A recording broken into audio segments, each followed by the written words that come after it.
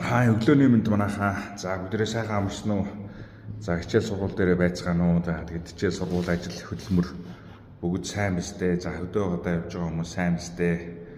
За гадна дотн явж байгаа хүмүүс бүгдээрээ сайн биз дээ гэж.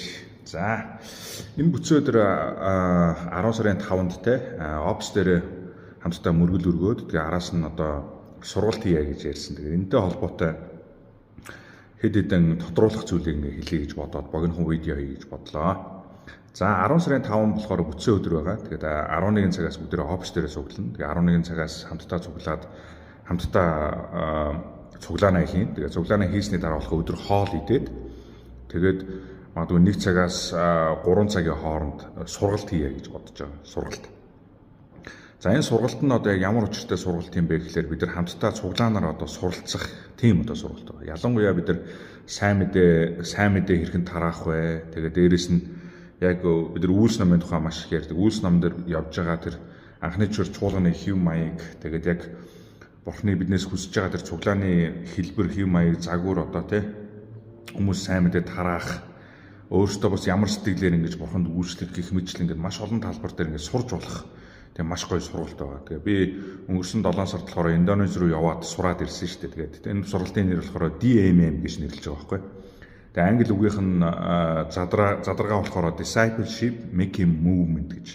Нэгсэн дагалдагч бэлтгэх хөдөлгөөн, дагалдагч болох хөдөлгөөн гэсэн тийм утгатай үг байна.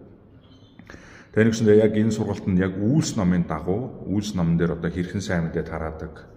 Тэгээ үйлс ном яг чуулганыг яг хэрхэн харж байгаа. Тэгээ цуглааны итгэгч нарыг ямар сэтгэлээр ингэж цуглаанд хандах ёстой, яаж одоо сайн мэдээ тараах ёстой гэх мэтчлэн айгүй чухал юмнууд ингээд сурж болох тийм сургалт байгаа. Тэгээ би айгүй олон удаа ингээд зогсгон жижигхэн зүйлүүдийг ярьж байгаа ч гэсэн ингээд бүрэн ойлголт ингээд өгч чадахгүй.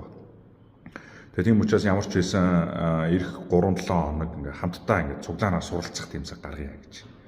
Тэгээ цуглаанд бол суралцах цаг байна гэдэг бол өөрөө айгүй чухал. Яг бид нар нэг чуулган болоод ингээд хамтдаа явж байгаа учраас цуглаанд байна ингээд үе ингээд онцгой үйл явдлууд ингээд болно. Тэгээ түүний хажуугаар бид нар ингээд хамтдаа яг сүнслэг тал дээр ингээд суралцах нь ингээд айгүй чухал зүйл байгаа.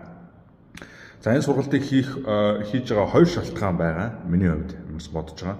За эхний шалтгаан бол үйлс намын 2-ын 46 дугаар ишлэгийг харах юм бол юу гэж хэлж байгаа вэ гэхээр өдөр бүр тэд нэг сэтгэлээр сүмд цуглаж талхуудаа айлуудад хувааж таларгал хийгээд өгөөмөр зүрхээр хоолцоон Бурхныг магтаж хамаг ардын хайр хүндэтгэлийг олж байваа. Эзэн аврагчдыг тэдэн дээр өдрөөс өдөрт нэмэгдүүлж байлаа гэж хэлсэн.